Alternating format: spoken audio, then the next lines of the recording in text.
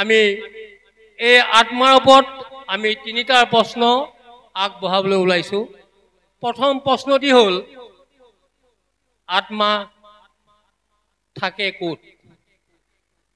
দ্বিতীয় প্ৰশ্ন হ'ল যলৈকে আত্মা যাব নোৱাৰে তেনে ক'ৰবাত ঠাই আছে নেকি?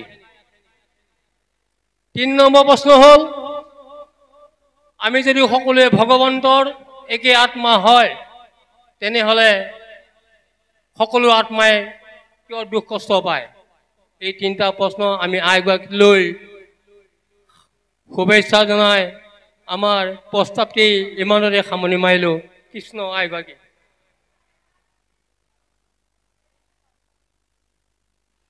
কৃষ্ণ প্ৰভু সমস্ত ইমান ডাঙৰ প্ৰশ্ন সুধিছে। আমাৰ দৰে ইমান অকণমানি আইগৰাকীয়ে যে দিব পাৰিম ভবা নাই। আপোনাৰ সৈতে সংযোগ কৰিব লাগিব। আৰু প্ৰশ্ন তিনিটা থাকি গ'লে বাপগৰাকীয়ে আকৌ সোঁৱৰাই দিব। প্ৰথম প্ৰশ্নটো কি আছিলে? আত্মা থাকে ক'ত? যাৰ ইচ্ছা মুখ্য পাবে, নলাগে দূৰকৈ যাবে, আশা হৰি সবাৰো হিয়াত। হৰিয়ে জানো আত্মা নহয় আমাৰ দেহ জগতত? যাৰ ইচ্ছা মুখ্য পাইবে, মুখ্য মানে কি পিছত আহিব, তেখেতে কৰা প্ৰশ্নতে আহিব। যাৰ ইচ্ছা মুখ্য পাইবে, নলাগে দূৰকৈ যাবে, আশা হৰি সবাৰো হিয়াতে। হৰিয়ে জানো আত্মাৰূপে আমাৰ হৃদয়ত নাই? সন্তুষ্ট নহ'লে কিন্তু ক'ব। আৰু অকণমান আগত কৈছোঁ, প্ৰশ্ন কৰাজনে উত্তৰ দিব পাৰে, তেওঁ জিজ্ঞাসু ভকত। আৰু আমাৰ প্ৰশ্নটো সন্তোষ নহ'লে বাপগৰাকীয়ে উত্তৰ দিব। আমি প্ৰয়াস কৰিছোঁ ক'বলৈ দেই। গতিকে আত্মা, সমস্ত ভূততে আত্মা বস্তু থাকে। ভগৱন্তৰ অংশজাত জীৱ আমিবিলাক। আৰু জীৱটো প্ৰৱতি থাকিবলৈ আত্মাৰূপে প্ৰভু ভগৱন্তই 4 মুঠি জীৱত তেওঁ আত্মাৰূপে লুকাই আছে। সেই আত্মাকে ভাগৱতে কি কৈছে? মুহুৰম বস্তুক দেখায়া অবস্তুক দেখায়া বস্তুক আৱৰি, নহয়নে? অবস্তুটোক দেখাই থাকে, বস্তুটোক আৱৰি থাকে। সেইটো মুহুৰ মায়া জানিবা নিশ্চয়। ভগৱন্তই আমাৰ চকুত মায়াৰ পৰ্দা এখন দি আত্মাক লগ পাব নোৱাৰাকৈ আমাক ঢাকনি দি থৈ দিছে। এইজন মোৰ স্বামী, এয়া মোৰ আই, এয়া মোৰ ল'ৰা, এয়া মোৰ নাতি, এয়া মোৰ ঘৰ। আমি গোটেই দেহটো অঁতৰাই অঁতৰাই নি থাকোঁচোন। পঞ্চ তন্মাত্ৰ অঁতৰাই দিওঁ, পঞ্চ জ্ঞানেন্দ্ৰিয় অঁতৰাই দিওঁ। অঁতৰাই দিব নালাগে। আমাৰ প্ৰকৃতি জগতখন প্ৰথম ভগৱন্তই সৃষ্টি কৰিছে পঞ্চ জ্ঞানেন্দ্ৰিয়, পঞ্চ কৰ্মেন্দ্ৰিয়, পঞ্চ তন্মাত্ৰ, পঞ্চ মহাভূত আৰু 4টা অন্তৰেন্দ্ৰিয়। এখন প্ৰকৃতি জগত। এই প্ৰকৃতি জগত আত্মাৰূপে প্ৰভু ভগৱন্ত যেতিয়ালৈকে প্ৰৱেশ হোৱা নাই তেতিয়ালৈকে প্ৰকৃতি জগত চৈতন্য হ'ব নোৱাৰে। এইটো প্ৰথম প্ৰশ্ন। সন্তুষ্ট হৈছে নাই বাপগৰাকী? হৈছে। আমি প্ৰয়াস কৰিছোঁ, ক্ষুদ্ৰ মনুষ্য দেই। তাৰ পিছতো কি ক'লে? তাৰ পিছৰ প্ৰশ্নটো, এইটো প্ৰথম প্ৰশ্নটো উত্তৰ হ'ল। তাৰ দ্বিতীয়টো কি কৈছিলে? আত্মা আত্মঘাতী। আত্মাৰ মৃত্যু আছে জানো? আত্মাৰ মৃত্যু নাই, কিন্তু আছে বুলি কৈছে। নামঘোষা, ভাগৱত, কীৰ্তন বহু জেগাত এজোকা ঘোষা মাতিম দেই। আত্মা আত্মঘাতী হয় বুলি কৈছে। কত মহাদুখে পুণ্য কৰি অপবৰ্গৰ যোগ্য নৰতনু পায়া পৃথিৱীত বিষয়ত মজি ৰৈল। ইটো খেদ হৰি সেৱা তেজি আপোনাক আপুনি আত্মঘাত কৰি সিটো মহাপাপী আপুনি ভৈল বঞ্চিত। ইয়াতে উত্তৰটো ওলাল। আপুনি মই আত্মা। আত্মাৰ মৰণ নাই। বাপগৰাকীয়ে কৈছে আত্মাৰ মৰণ নাই। আছেনে নাই বুলি সুধিলে। আত্মাৰ মৰণ নাই, আত্মঘাতী আছে। নামঘোষা জোকাই কৈছে। বিশ্বকবি মহাপুৰুষ মাধৱদেৱে কৈছে। বিশ্বকবি আমি বিশ্লেষণ নকৰোঁ, আপোনাৰ সবে জানে। বিশ্ব ব্ৰহ্মাণ্ডত এনেকুৱা এজন কবি নাই মাধৱ পুৰুষৰ দৰে যি মাধৱ পুৰুষে আমাৰ কৃপালু গুৰুজনে ঘোষা কি গীতা এটা শ্লোকত নামঘোষাত সমাপ্ত কৰি থৈ দিছে গোটেই ভাগৱত শাস্ত্ৰ 6 জোকামান ঘোষাত ভাগৱত শেষ কৰি দিছে মহাপুৰুষ কৃপালু গুৰুজনৰ ওপৰত কবিত্ব গুণ গতিকে সেইজন মাধৱ পুৰুষে কৈছে কত মহাদুখে পুণ্য কৰি কত মহাদুখে পুণ্য আপুনি আমি ক'ত কৰিছিলো মনত পেলাওকচোন মনলৈ আহিব কিন্তু আহিব আহিব আই গৰ্ভত থাকোতে আমি প্ৰতিজন আই বাপে কান্দিছিলো আমি মাৰ গৰ্ভত প্ৰতিগৰাকীয়ে আমি সৰু এটি মানৱ শিশু আছিলো তাৰপাহে আজি এই বুঢ়া বুঢ়ী আদহীয়া ডেকা ডেকেৰি ন তেতিয়া মাৰ গৰ্ভত থাকোতে আমি কান্দিছিলো পূৰ্ব কৰ্মবশে শতেক জন্মৰ লোভিয়া মনে স্মৰণ নাহি সুখ শান্তি দীৰ্ঘ কৰি আতি ফুকাৰয় ঘনে ঘন মাৰ গৰ্ভত থাকোতে ঈশ্বৰে আমাক জ্ঞান দিছে দেখুৱাই দিছে চা এইটো জন্মত তই মাৰ গৰ্ভত থাকোতে মনুষ্য জন্মত ইয়াৰ আগত তই 100টা জন্ম হাজাৰ হাজাৰ কোটি জন্ম লৈছো সেইবিলাক নিদিয়ে 100টাই দিছে অমুকত অমুক আছিলে তমুকত তমুক তমুক তমুক শিয়াল বেং সাপ কুকুৰ মেকুৰী গাহৰি বান ভালুক গছ বিৰিখ এনেকৈ তই আহি আহি আহি এইবাৰ তই মনুষ্য তনু এইবাৰ যাই তই মোৰ নামটো লবি মনুষ্যৰ শ্ৰেষ্ঠ ধৰ্মটো ঈশ্বৰৰ গুণ কীৰ্তন কৰা নামঘোষা জোকা মনলৈ অহা নাই ইমান মুখস্থ কৰিবলৈ আমি সক্ষম নহয় যে মনুষ্যৰ শ্ৰেষ্ঠ ধৰ্ম হৰি গুণ কীৰ্তন মাত্ৰ গতিকে হৰি গুণ কীৰ্তন নকৰি ঈশ্বৰ সেৱা নকৰি জীৱনটো যেতিয়া অথলে নিছো পূৰ্বৰ প্ৰতিটো জন্মত ঈশ্বৰৰ ওচৰত এটা প্ৰাৰ্থনা আছিল হে ভগৱান এবাৰ মনুষ্য জন্মটো পোৱাহেঁতেন হে ভগৱান এবাৰ মনুষ্য জন্মটো পোৱাহেঁতেন গছ যদি হৈ আছো গছ বিৰিখতো পুণ্য উপাৰ্জন কৰিছো ৰাইজক অক্সিজেন দিছো খৰি খেৰ দিছো চৰাই চিৰিকটিক বাঁহ সাজিবলৈ তেওঁলোকক থাকিবলৈ অকণমান বাসস্থান গছজোপা তাতো পুণ্য উপাৰ্জন কৰিছো গাই জন্মত আহিলে গৃহস্থক গাখীৰ পানী দি তাতে জীৱটো সোমাই থাকি গৃহস্থক সেইখিনি উপকাৰ কৰি তাতো পুণ্য সঞ্চয় কৰিছো হালুৱা গৰু হৈ যদি কোনোবা জন্ম পাইছো তাতো গৃহস্থখনক সেৱা কৰি কৰি পুণ্য পাইছো আজি আমাৰ এই ৰাইডঙিয়াৰ এই নামঘৰত যি ভাগৱত হৈছে ভাগৱতৰ ধ্বনি যিমান দূৰলৈ গৈছে সিমান দূৰলৈ জলবায়ু পৰিশোধন হৈছে গছ বিৰিখ লতা তিন তৰু সমস্তই পুণ্য কৰিছে আমিও সেই জন্মবিলাকত পুণ্য কত মহাদুখে পুণ্য কৰি মহাদুখ ইমান ডাঙৰ ডাঙৰ শিল পৰে ইমান শিলৰ তলত চৰাইবিলাক গছৰ ডালত থাকে তাতো কিন্তু সন্তোষে থাকি দেহিও মনুষ্য জন্মতে এদিন পোৱাহেঁতেন কিমান মহাদুখত আছো থপৰ থপৰ পিঠিত শিল পৰিছে গছজোপা ধুমুহাই ভাঙি দিছে কম দুখ ইমান ৰ'দ আজিকালি ৰ'দৰ তাপত মানুহ চকু চাট মাৰি ধৰে ঘৰৰ ভিতৰত দুখন ফেন লগাই থাকো গছজোপাই ইমান তাপ সহ্য কৰি আমাক অক্সিজেন দি খৰি খেৰ দি পুণ্য উপাৰ্জন কৰি আছে সেইবোৰ জানো মহা কষ্ট নহয় কত মহাদুখত গছবিলাক আমিও আছিলো নামঘোষা জোকাই কৈছে কত মহাদুখে পুণ্য কৰি অপবৰ্গযোগ্য নৰতনু পায়া পৃথিৱীত বিষয়ত মজি ৰলো বিষয় লাগে লাগে মোৰ মোৰ মৰ মৰ মৰ বুলি কালি অনিল তাঁতী বাপে ধুনীয়াকৈ হাস্যৰসে কৈ গৈছে নহয় মোৰ মোৰ মোৰ মোৰ কওঁতে ভগৱানে মৰ মৰ মৰকে আমাক মৰিবলৈকে দিলে গতিকে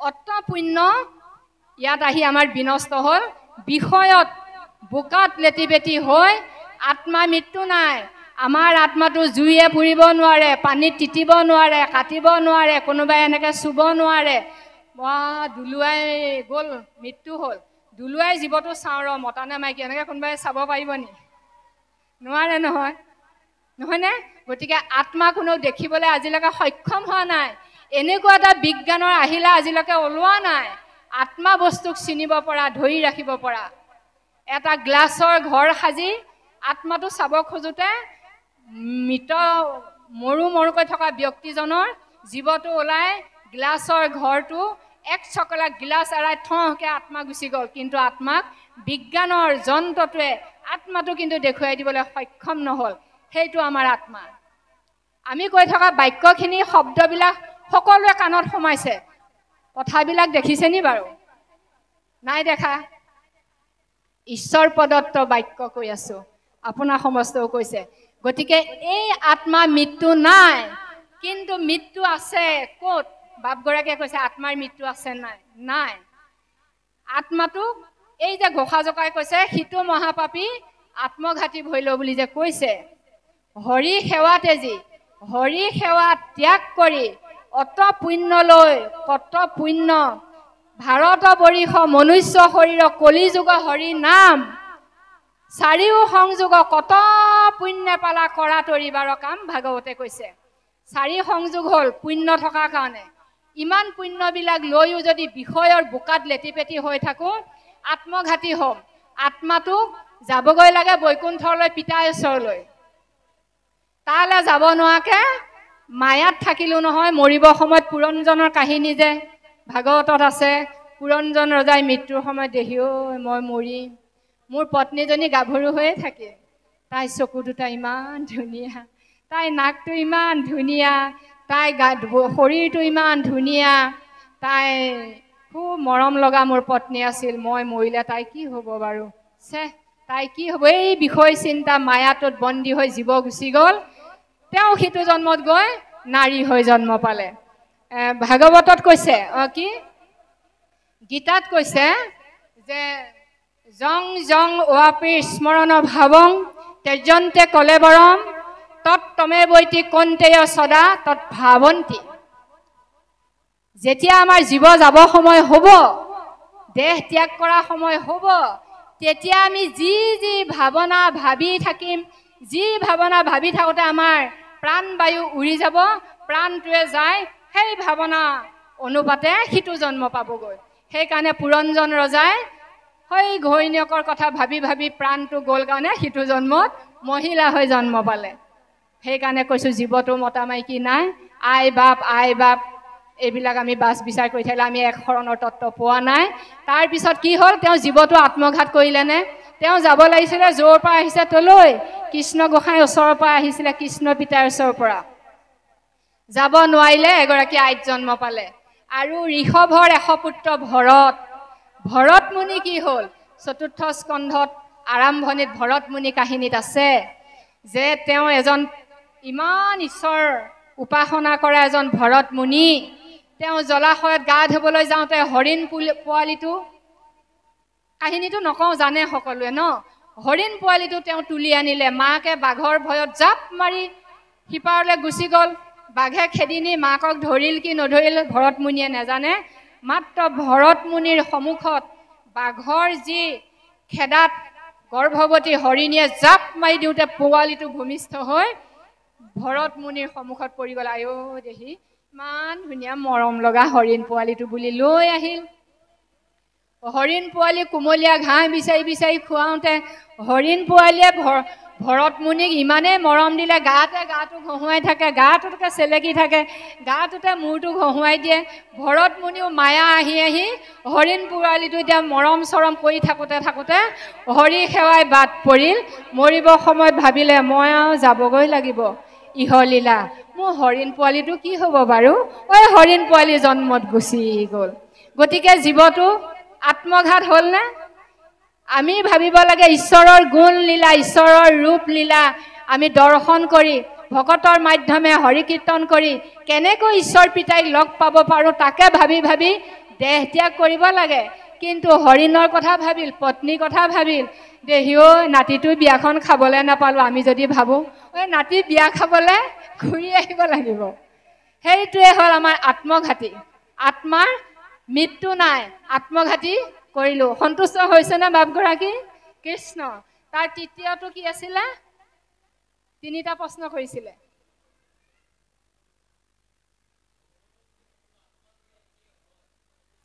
কৰ্ম আত্মা সকলোৱে একে হয় আকৌ কেলে নহয় ভগৱন্তৰ অংশজাত আমি চব জীৱও একে আত্মাও একে তথাপিও কোনোবা বহুত ধনী কোনোবা বহুত দুখীয়া কোনোবা ৰোগীয়া কোনোবা সুস্বাস্থ্য সুন্দৰী চেহেৰা কেলে হেতু ৰহস্য ভেদ কৰিব লাগিব দুখ কষ্ট দুখ কষ্ট এতিয়া চাব দেই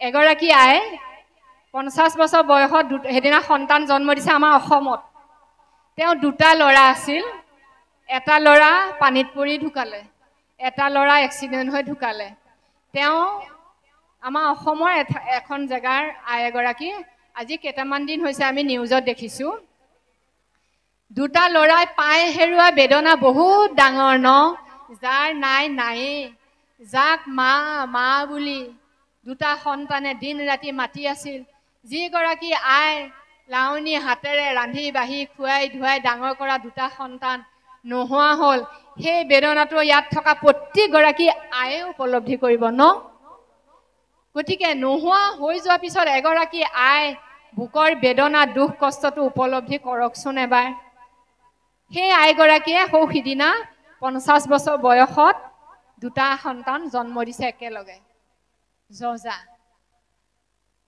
সেই যে দুখটো তেওঁ পালে পূৰ্বজন্মৰ কৃতকৰ্ম ফল আমি এতিয়া মই বিভিন্ন জেগাত যেতিয়া যাওঁ আমি যাওঁতে কৃষ্ণ কৃষ্ণ কিবা এটা দিয়কচোন অ প্ৰভু অ বাপ নকয় হেৰি ছাৰ কিবা এটা কৃষ্ণ কৃষ্ণ কৃষ্ণ আৰু অন্যটো আল্লাহ কিবা এটা দিয়াৰ পিছত আল্লাহ ৰচুল্লাহ এনেকৈ তেওঁ আশীৰ্বাদ দিয়ে আল্লাহ ৰচুল্লাহ মানে ভগৱানৰ নামেই লয় আমি বৰকে বুজি নাপাওঁ ন তেওঁলোকে ভগৱানৰ নাম কৈ কৈ ভিক্ষা খোজে কিয় জানেনে পূৰ্ব জন্মত বহুত ধনী মানুহ আছিল এতিয়াও আমাৰ ইমান ধনী মানুহ থাকে কিছুমান জিলা অধিৱেশন আহিছে শিশু আই মাটি সমাৰোহ আহিছে দান বৰঙণি বিচাৰিব গ'লে নহয় কেকাই গুঠাই নাই হে হেন হে তেন হে কিমান ক'ব 500 টকা যদি দিয়েও কিবাকে তাকে হুমুনিয়া চাই মৰিব আৰু তেওঁৰ নামত ক'ৰবাত ফ্লগ এখন দেখিব লাগিব হয়নে সেইটো দান নকয় দান এনেকুৱা বস্তু সোঁ হাতখনে দিলে বাওঁ হাতখনে গম পাব নালাগে কিন্তু আমাৰ নামঘৰত দাতা কিহৰ দাতা হলো যদি নামটো দেখকে সকলোকে জনায়ে থাকো গতিকে এই পূৰ্ব জন্মত অজস্ৰ ধনী আছিল তেওঁ পৰিৱেশত থকা সমস্ত মানুহ খাব নাপায় মৰিলেও তেওঁক ধাৰে বিচাৰিলেও ঋণলে বিচাৰিলেও খাব নাপায় মৰিলেও কাৰো কথা নাজানে মোৰ ল'ৰা ছোৱালীয়ে সুখ শান্তিত খাব পিন্ধিব লাগিব মোৰ পত্নীক আন 10 জনীৰ মাজত মই ধুনীয়াকৈ ৰাখিব লাগিব মই নিজেও চেহাবি ঢঙত সুন্দৰকৈ থাকি খাই বৈ থাকিব লাগে এইবিলাকক দিবলৈ আমাৰ দৰকাৰ নাই মহা কৃপণ যিবিলাক সিহঁতে এইটো জন্মত আৰু বিশেষত ধৰ্মীয় অনুষ্ঠানলৈ যাৰ হাতেৰে এটকা দান বৰঙণি নাযায় সেইবিলাকে এইটো জন্মত ঈশ্বৰৰ নাম লৈ লৈ ভিক্ষা কৰি কৰি খাব লাগিব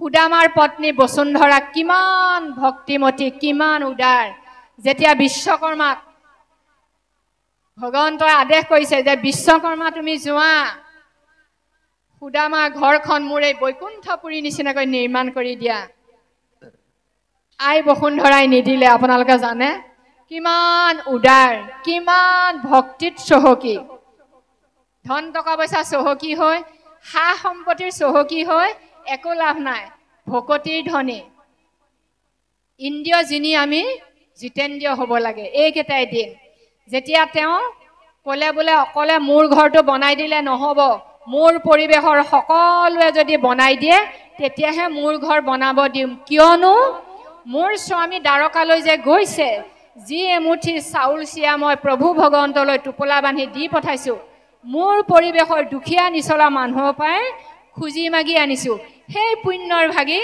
এওঁলোকো হ'ব লাগিব সেনেকুৱা বিশাল অন্তৰ এখন আমি ল'ব পাৰিছোঁনে নাই পাৰিবলৈ চেষ্টা কৰিব আমি মনে মনে হ'লেও কৰিব লাগিব গতিকে জীৱবিলাকে এই কাৰণে দুখ যন্ত্ৰণাত ভোগ কৰিব লগা হয় চাব দেই চিলনী এজনীয়ে বাঁহটোত তাই দুটা পোৱালি আছে তাই পোৱালি দুটাক খুৱাবলৈ গছৰ ডালত চুপ লৈ লৈ লৈ লৈ লৈ লৈ থাপ মাৰি বিলৰ পৰা মাছ এটা উঠালে উঠাই নিয়াৰ পিছত মই দেখি আছিলোঁ নহয় মোৰ হাতত বাটলুগুটি আছে ধনু আছে সেইবিলাক ব্যৱহাৰ কৰি চিলনীজনী মুখৰ পৰা মাছটো কাঢ়ি লৈ আহিলোঁ আহি মই গধূলি কেনে হৈছে ভাল হৈছেনে আজি বাপেকে চিলনীজনী এৰি নিদিয়ে বাটলৈ গুটি মাৰিলোঁ ধনুকাৰ মাৰিলোঁ তাই মাছটো এৰি দিলে খা বাচ্চাহঁত হয়নে খালোঁ চিলনীজনীয়ে অভিশাপ দিলে তোমাৰ মুখৰ আগৰ পৰাও এদিন তোমাৰ বাচ্চাক এনেকৈ কোনোবাই কাঢ়ি নিব সেইদিনা তোমাৰ কেনে লাগিব গতিকে আমাৰ সেই যে পূৰ্ব জন্মবিলাকত আমি যোনে যোনে যি কৰ্মফল গীতাত আছে সেইটো আৰব্ধ প্ৰাৰব্ধ অনাৰব্ধ পাৰ হৈ অহা জন্মবিলাকৰ যি সংস্কাৰ যি পাপ পুণ্য সেই ভঁৰালটো আমাৰ কপালত আমি লৈ আহিছোঁ সেই ফল আমি ভোগ কৰিব লাগিব এতিয়া ভোগ জন্ম পুণ্য জন্ম বেলেগ বেলেগ কিছুমান মানুহৰ গাড়ী মটৰ ঘৰ দুৱাৰ অজস্ৰ ভোগতি কৰিব পৰা নাই সেইটো তেওঁ ভোগ জন্ম পূৰ্ব জন্মবিলাকত ক'ৰবাত কিবা সুকৰ্ম কৰিছে পুণ্য কৰি আহি ইয়াতে ভোগ কৰিবলৈ পাইছে হৰি ভোগতি কিন্তু পোৱা নাই হৰি ভোগতি যি অমিয়া ৰস আৰু আমিবিলাকে পূৰ্ব জন্মবিলাকত কিবা কৃতকৰ্ম কুকৰ্ম কৰিলেও চাগে হৰি ভক্তি কৰিছিলোঁ সেইকাৰণে আপুনি বাৰু আপোনাৰ হবে বাৰু আমাৰ দৰে অধমটোক মাতো বুলি মাতিব পাৰেনি কোনোবাই আপোনালোকৰ হৃদয়তো হৰি আছে আমাৰ হৃদয়তো হৰি আছে মহাপুৰুষ কৃপালু গুৰুজনাই কৃপা কৰি আপোনালোকৰ এই সমাজৰ কেইগৰাকীমান সাধুৰ হৃদয়ত খুন্দিয়াই দিছে এইবাৰ সেই দুলু বৰুৱা নামৰ মানুহগৰাকীক মাতিলে ভাল হ'ব হৃদয়ত থাকিবা হৃদয়স্থিতি হুয়া তুমি যেন কৰা বাহাস্বামী নহয়নে গতিকে আমি ইয়াত আহোঁ বুলি আহিব পৰা নাই ঈশ্বৰ পুৰুষে কৃপালু গুৰুজনে তেওঁ ক্ষেত্ৰলৈ তেওঁ কথা ক'বলৈ নেজানিলেও আনিছে সেনেকৈ ভাবি খুব ভাল লাগে গতিকে জীৱবিলাকে পূৰ্ব কৰ্মফলে ইহ জন্মত আমি কোনে কাক হেৰুৱাইছোঁ কোনে কাক সংযোগ হৈছোঁ বিয়োগ হৈছোঁ চব পূৰ্ব কৰ্মফল গতিকে এনেকৈ আমি জীৱবিলাকে কৰ্ম অনুযায়ী ফল ভোগ কৰোঁ বুলি আমি ভক্তি ৰত্নাকৰত পাইছোঁ তোমাৰ মায়াৰে নিজ কৰ্মে গতি ভমুহু সংসাৰে যাৱত সম্প্ৰতি জন্মে জন্মে হওক তজু ভকতৰ সংগ মিলুক প্ৰসংগ প্ৰভু দিওক হি বৰ গতিকে মোৰ কৰ্মফল মোৰ কৰ্ম সংস্কাৰ যিয়ে নাথাকক প্ৰভু মোৰ যেন জনমে জনমে তোমাৰ ভক্ত দৰ্শন হয় তোমাৰ ভকতৰ সংগত তোমাৰ যেন গুণ কীৰ্তন গাবলৈ পাওঁ ক'বলৈ পাওঁ শুনিবলৈ পাওঁ তোমাৰ ভকতৰ সংগ যেন মোৰ জন্মে জন্মে মিলে আমাৰ দেহা অৱসানৰ সময়ত জনম কালত এনেবোৰ ভাৱনা আমি আখৰা কৰি থাকিলে মৰিব সময়ত হাঁয়ৈ বিয়ৈ কৰি নাতিটো থাকিল নাতিটো ডাঙৰ কৰিব নোৱাৰিলোঁ নাতিকেইটা বিয়া খাব নাপালোঁ হেন তেন তেতিয়া আমাৰ নাহিব সেয়া আমাৰ এয়া আখৰা এনেকৈ যদি দিব্য জ্ঞানত থাকি ঈশ্বৰ তত্ত্ব অনুভৱ কৰিব নোৱাৰোঁ আকৌ কৰ্মফল ভুগিবলৈ আহি থাকিব লাগিব এটা কাহিনী ক'ম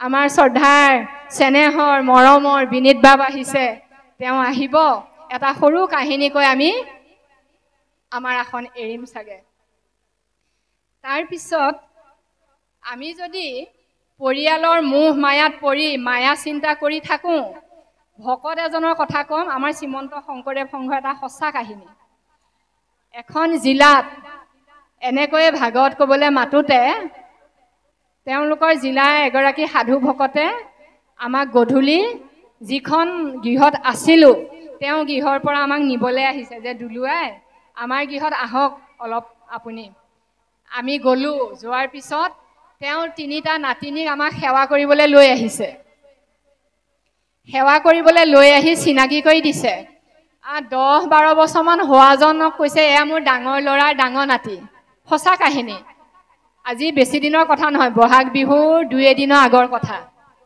বহাগ বিহু যোৱানো কেইদিন হৈছে এয়া মোৰ ডাঙৰ নাতি তাৰপিছত সৰু দুটা কথা কৈছে এই দুটা 8-9 বছৰীয়া এজন আৰু 4-5 বছৰীয়া এজন এই দুটা ল'ৰা মোৰ সৰু ল'ৰাৰ সৰু নাতি তেওঁলোকে মোক নমস্কাৰ দিলে সেৱা এফাকি জনাই গ'ল তেওঁলোকে নিজৰ কৰ্মত গুচি গ'ল ভিতৰলৈ আমি ড্ৰয়িং ৰুমত কথা বাৰ্তা কৈ আছোঁ তেতিয়া সেই গৃহস্থ বাপগৰাকীয়ে কৈছে, দুলুৱাই আমাৰ যে ডাঙৰ নাতিটো দেখিলে এয়া মোৰ পিতা এনেকৈ কৈছে। মই ক'লো, আপোনাৰ যে পিতা তাৰ মোক প্ৰমাণ দিব লাগিব, মই তেতিয়াহে বিশ্বাস কৰিম। কৈছে দিম।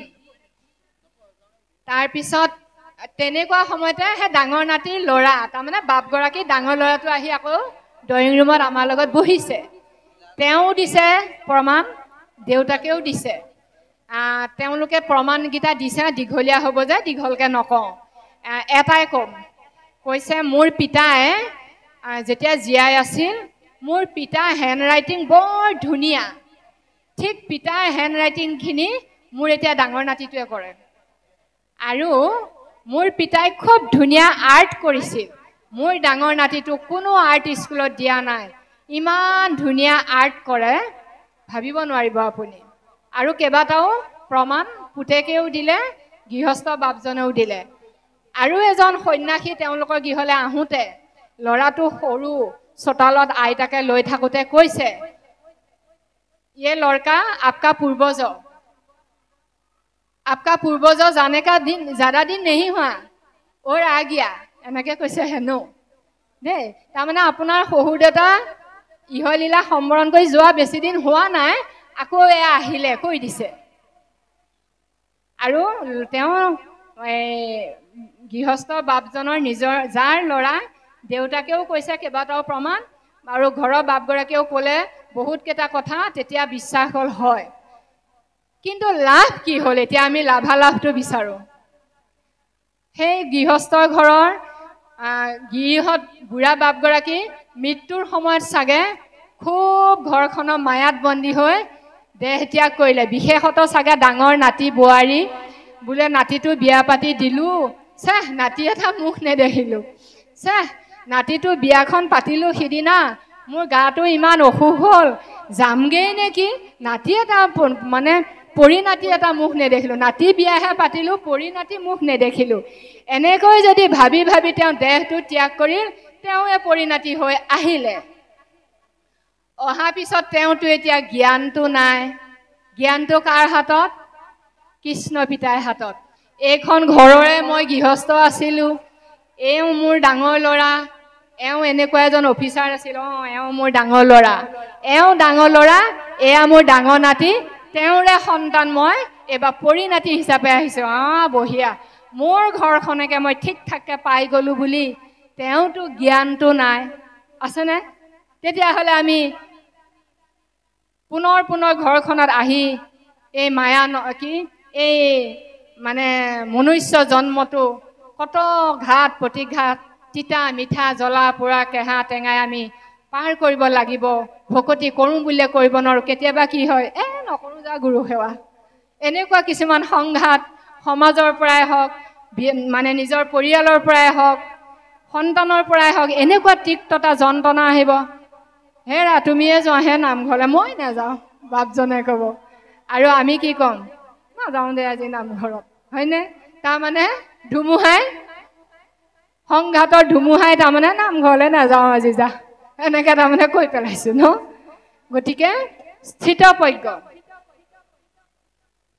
সেইটোৱে। গতিকে আমি মায়ামোহত বন্দী হৈ নাতি পুতি হৈ জন্ম পাই আহিনো কি লাভ হ'ব যদি জ্ঞানটোৱে নাথাকে? ইমান ধুনীয়াকৈ সজাই থৈ যোৱা ঘৰখন মই আকৌ আহিলোঁ পাই, এনেকৈতো আমাৰ এইটো ভগৱন্তৰ হাতত। সেইকাৰণে আমি কৃষ্ণ পিতাই গুণ লীলা ভগৱন্তৰ সংগত, ভকতৰ সংগত, ভকতে ভগৱন্ত যাৰ নাই আদি অন্ত। কলিযুগত ভগৱন্তৰ প্ৰতিনিধিত্ব কৰিছে। এভাগী জিকিৰ আছে, পানী মৰে পিয়াহ অগ্নি মৰে জাৰ, খুদাৰ চলুকাই আছে মুমিনৰ। খুদা ৰচুল মানে কি? সিহঁতৰ সাধুজন, ভক্তজন, হয়নে? গতিকে মুমিন মানে ভকত, সিহঁতৰ মুমিন বুলি কয়। সিহঁতৰ সেই যিসকল মানে পুৰোহিত জাতীয়, তেওঁলোকৰ হৃদয়তে বোলে খুদা মানে ভগৱান আছে। আমাৰো কলিযুগে ভকতেহে ভগৱন্তৰ মানে প্ৰতিনিধিত্ব কৰিছে, ভগৱানৰ প্ৰতিনিধিত্ব ভগৱানে কৰিছে। অমুকৰ ঘৰত বৰ দুখ বেদনা যন্ত্ৰণা জ্বলা কলা হৈছে, মই যাওঁ ৰহ, আশীৰ্বাদ এটা দি আহোঁ বুলি হৰি নাহে। আপোনাৰ মোক এটা ভাৱ শক্তি দিব, অমুক বাপৰ ঘৰত বোলে এনেকুৱা এনেকুৱা বিপদ, যাওঁ ৰ পাই বাপজনৰ এটা খবৰ লৈ আহোঁ। সেই যে আমি খবৰ ল'ব গ'লোঁ, আমাক হৰিয়ে পঠাইছে কৃপা কৰি। সেই গৃহস্থজনৰ আমি যেতিয়া যাম, তেওঁলোকে আঠে বেঠে আয়ো দুলুৱাই আহিছে, আয়ো বৰুৱা বাপ আহিছে, শইকীয়া বাপ আহিছে, আহক আহক আহক বাপ, মৰিলোহেঁতেনে দেই, একদম ভাৱনাবিলাক কেনেকুৱা হৈ গৈছে, এনেকুৱা তেনেকুৱা তেনেকুৱা। আপোনালোক অহাইহে মই অকণ বল পাইছোঁ, আহিবচোন বাপ আহিব। কিমান পৰি পৰি সেৱা, ভকতেহে জানে হৰিৰ সেৱাৰ সুখ, ভকতে জানে, অভকতে তাৰ গন্ধ মাত্ৰ নাপায়। আৰু অভকতৰ ঘৰত যাবচোন, কাকা আহিছ, বহ বহ বহ বহ, হয়নে? দাদা আহিছ, বহ বহ বহ, ভালনে? ক'ৰ পৰা আহিলে? কিন্তু সেৱা শুশ্ৰূষা তেওঁলোকে নাজানে, কিন্তু ভকতে জানে ভকতৰ সেৱাৰ সুখ, হয়নে? গতিকে এনেবোৰ উপলব্ধি কৰি মনুষ্য জন্মটো বহু পুণ্যৰ ফলত পায়। যদি আমি পুণ্য সঞ্চয় কৰিব নোৱাৰোঁ আৰু হৰি কীৰ্তন কৰোঁতে কৰোঁতে আমাৰ কৰ্মবন্ধ, এই কীৰ্তন ভাগত আছে, সবে কৰ্মবন্ধ হৈব ক্ষীণ, প্ৰহ্লাদ চৰিত্ৰ কীৰ্তন ভাগত। স্বামী ৰাম নেৰুৱাৰ চৰণ তোমাত, তুমি কীৰ্তন কৰা, কীৰ্তনে পলাইবে পাপচয়, ভোগভঞ্জী পুণ্য কৰা ক্ষয়, তোৰ যশ ব্যাপিবে জগত, ৰাতি দিনে মোকে সুমৰন্ত, অন্তকালে সবে কৰ্মবন্ধ হৈব ক্ষীণ। তাৰমানে আমি পূৰ্ব জন্মৰ পৰা লৈ অহা যিবোৰ কৰ্মবন্ধন, কুকৰ্ম কুসংস্কাৰবিলাক এইটো জন্মত এনেদৰে ব্ৰহ্মসভা ঈশ্বৰৰ কথা, ভকত মানে হৰি কথা কওঁতে শুনোতে চব কৰ্মবন্ধনবিলাক ক্ষীণাই ক্ষীণাই লেৰেলা চেপেটা হৈ ভকতি আমাৰ বৰ্ধক হ'ম, ভকতি জোৰ বাঢ়িব, ভকতি প্ৰবল হ'ব। তেতিয়া আমাৰ সকলো কৰ্মবন্ধন নিঃশেষ হ'ব বুলি কীৰ্তনে কৈছে। গতিকে আমি এইখিনিকে আগবঢ়ালোঁ। বাপে বহুত টান প্ৰশ্ন সুধিছিলে, ইমান বিশদভাৱে দিবলৈ সক্ষম নহ'লোঁ। আপোনালোকৰ কৃপাই এই যৎকিঞ্চিতকৈ আগবঢ়ালোঁ। সন্তুষ্ট যদি হোৱা নাই, আপোনালোকে মাৰ্জনা কৰিব, আৰু আপোনালোকে ক'লে আমি শুনিম, বিশদভাৱে যদি কয়। কৃষ্ণ কৃষ্ণ।